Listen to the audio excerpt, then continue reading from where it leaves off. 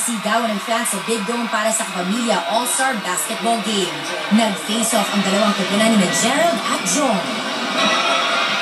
Agresibo ang Team Red.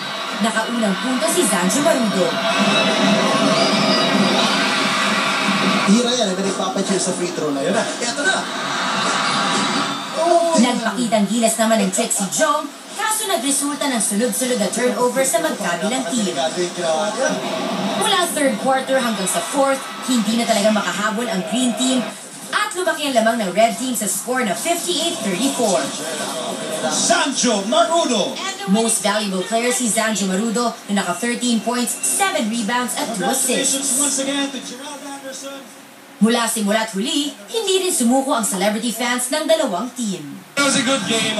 Pinaka-importante, nag-enjoy yung tao. Kami mga artista, kumbaga lahat kami sobrang excited lalo na namin ang Araneta. So, it's a great event. Nakakatuwa lang kasi parang susunod-sunod yung mga ganitong parang sports event and palaki na ng palaki. So, masaya lang. Sana every year meron.